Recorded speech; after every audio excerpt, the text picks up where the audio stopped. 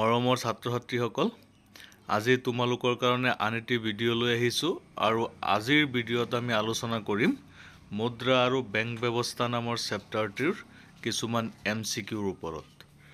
MCQ কেইটা তোমালোকৰ কাৰণে আটাইতকৈ বেছি ইম্পৰ্টেণ্ট। তোমালোক সকলোৱে ভিডিঅ'টি শেষলৈ চাবা, লাইক কৰিবা, কমেণ্ট কৰিবা, শ্বেয়াৰ কৰিবা আৰু চেনেলটো ছাবস্ক্ৰাইব কৰিবা।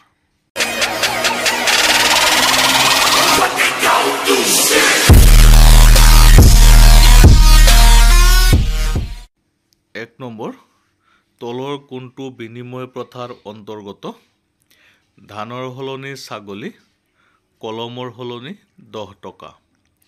ক 1 আৰু 2 দুয়োটা শুদ্ধ। খ 1 আৰু 2 দুয়োটাই অশুদ্ধ। গ কেৱল 1টো শুদ্ধ। ঘ কেৱল 2টো শুদ্ধ। ইয়াৰ শুদ্ধ অপশ্যন হৈছে গ কেৱল 1টো শুদ্ধ। কুৱেশ্যন নম্বৰ 2, যি মুদ্ৰাৰ প্ৰদৰ্শিত মূল্য বা লিখিত মূল্য ইয়াৰ অন্তৰ্নিহিত মূল্যতকৈ অধিক সেই মুদ্ৰাই হ'ল ক প্ৰতীক মুদ্ৰা, খ বিহিত মুদ্ৰা, গ মান মুদ্ৰা, ঘ সুলভ মুদ্ৰা। ইয়াৰ শুদ্ধ অপশ্যন হৈছে ক প্ৰতীক মুদ্ৰা। কুৱেশ্যন নম্বৰ 3, নিম্নোক্ত কোনটো কাৰ্যক মুদ্ৰাৰ মুখ্য কাৰ্য বুলি কোৱা হয়? মুদ্ৰা হৈছে মূল্যৰ ভাণ্ডাৰ। খ মুদ্ৰাই স্থগিত দেনা পাওনাৰ মানদণ্ড হিচাপে কাৰ্য কৰে। গ মুদ্ৰা হৈছে বিনিময় মাধ্যম। ঘ ওপৰৰ এটাও নহয়। ইয়াৰ শুদ্ধ অপশ্যন হৈছে গ মুদ্ৰা হৈছে বিনিময়ৰ মাধ্যম। কুৱেশ্যন নম্বৰ 4, তলৰ কোনটো বাক্য শুদ্ধ? বাণিজ্যিক বেংকে কাগজী মুদ্ৰা ছপা কৰে। খ আঞ্চলিক বাণিজ্যিক বেংকে কাগজী মুদ্ৰা ছপা কৰে। ঘ ভাৰতীয় ঔদ্যোগিক উন্নয়ন বেংকে কাগজী মুদ্ৰা ছপা কৰে। ঘ কেন্দ্ৰীয় বেংকে কাগজী মুদ্ৰা ছপা কৰে। ইয়াৰ শুদ্ধ অপশ্যনটো হৈছে ঘ কেন্দ্ৰীয় বেংকে কাগজী মুদ্ৰা ছপা কৰে। কুৱেশ্যন নম্বৰ 5, ভাৰতীয় ষ্টেট বেংকৰ পুৰণি নামটো হ'ল ক ৰিজাৰ্ভ বেংক, খ বেংক অৱ হিন্দুস্তান, গ গ্ৰামীণ বিকাশ বেংক, ঘ উন্নয়ন বেংক। ইয়াৰ শুদ্ধ অপশ্যনটো হৈছে খ bank of Hindustan. Question number 6, বিনিময় প্ৰথাৰ এটা অসুবিধা হ'ল ক বিনিময় প্ৰথাত সামগ্ৰীৰ তাৰল্য গুণ নাথাকে। খ বিনিময় প্ৰথাত সামগ্ৰী সঞ্চয় কৰিব পাৰি। গ বিনিময় প্ৰথাত সামগ্ৰী বিভাজন কৰাটো সহজ। ঘ বিনিময় প্ৰথা সকলোৰে বাবে গ্ৰহণযোগ্য। ইয়াৰ শুদ্ধ অপশ্যনটো হৈছে ক বিনিময় প্ৰথাত সামগ্ৰীৰ তাৰল্য গুণ নাথাকে। কুৱেশ্যন নম্বৰ 7, বৰ্তমান প্ৰচলিত মুদ্ৰাৰ প্ৰকাৰটো হ'ল ক কাগজী মুদ্ৰা, খ জন্তু মুদ্ৰা, গ সামগ্ৰী মুদ্ৰা, ঘ ক'লা মুদ্ৰা। ইয়াৰ শুদ্ধ অপশ্যন হৈছে ক কাগজী মুদ্ৰা। কুৱেশ্যন নম্বৰ 8, মুদ্ৰাৰ ক্ৰমবিকাশৰ ধাৰা অনুসৰি 5টা পৰ্যায় হ'ল ক কাগজী মুদ্ৰা, ধাতু মুদ্ৰা, অমুদ্ৰিত ধাতুমান, জন্তুমান, বিনিময় প্ৰথা। খ বিনিময় প্ৰথা, জন্তুমান, অমুদ্ৰিত ধাতুমান, কাগজ মুদ্ৰা।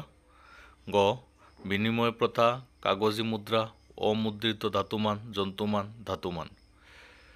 ঘ জন্তুমান, অমুদ্ৰিত ধাতুমান, বিনিময় প্ৰথা, কাগজী মুদ্ৰা। ইয়াৰ শুদ্ধ অপশ্যনটো হৈছে খ।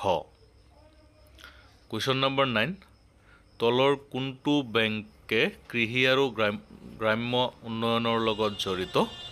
ক আঞ্চলিক গ্ৰাম্য বেংক, খ কৃষি আৰু গ্ৰাম্য উন্নয়ন ৰাষ্ট্ৰীয় বেংক, গ ভাৰতীয় ক্ষুদ্ৰ উদ্যোগ উন্নয়ন বেংক, ঘ জীৱন বীমা বেংক।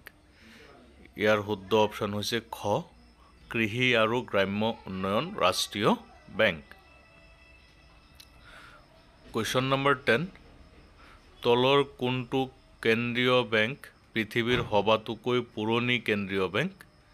ক বেংক অৱ হিন্দুস্তান, খ ৰিক্স বেংক অৱ ছুইডেন, গ ভাৰতীয় ৰিজাৰ্ভ বেংক, ঘ বেংক অৱ ভেনিছ। ইয়াৰ শুদ্ধ অপশ্যন হৈছে খ ৰিক্স bank of Sweden. Question number 11, তলত উল্লেখ কৰা মুদ্ৰাৰ প্ৰকাৰৰ ভিতৰত অবিহিত মুদ্ৰাটো হ'ল ক কাগজী মুদ্ৰা, খ ধনাদেশ মুদ্ৰা, গ ধাতু মুদ্ৰা, ঘ আদেশী মুদ্ৰা। ইয়াৰ শুদ্ধ অপশ্যন হৈছে খ ধনাদেশ মুদ্ৰা। কুৱেশ্যন নম্বৰ 12, নাবাৰ্ডৰ মুখ্য কাৰ্যালয় ক'ত অৱস্থিত? ক দিল্লী, খ কলকাতা, গ মুম্বাই, ঘ চেন্নাই। ইয়াৰ শুদ্ধ অপশ্যন হৈছে গ মুম্বাই।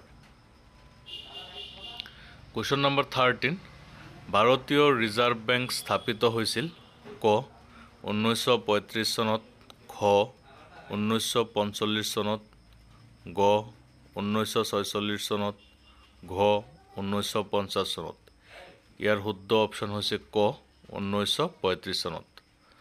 কুৱেশ্যন নম্বৰ 14, ভাৰতবৰ্ষত বৰ্তমান অগ্ৰাধিকাৰ খণ্ডলৈ আগবঢ়োৱা বেংক ঋণৰ পৰিমাণ বেংকৰ মুঠ আমানত হ'ব লাগে ক 40%, খ 30%, গ 20%, ঘ 10%। ইয়াৰ শুদ্ধ অপশ্যন ক 40%। কুৱেশ্যন নম্বৰ 15, তলৰ কোনটো বাক্য শুদ্ধ? অনা বেংক প্ৰতিষ্ঠানসমূহে চেকৰ যোগান নধৰে। অনা বেংক প্ৰতিষ্ঠানসমূহত বীমাকৰণৰ ব্যৱস্থা নাথাকে। ক ওপৰৰ দুয়োটাই শুদ্ধ, খ ওপৰৰ দুয়োটাই শুদ্ধ, গ কেৱল এক শুদ্ধ, ঘ কেৱল দুই শুদ্ধ। ইয়াৰ শুদ্ধ অপশ্যন কে ওপৰৰ দুয়োটাই শুদ্ধ।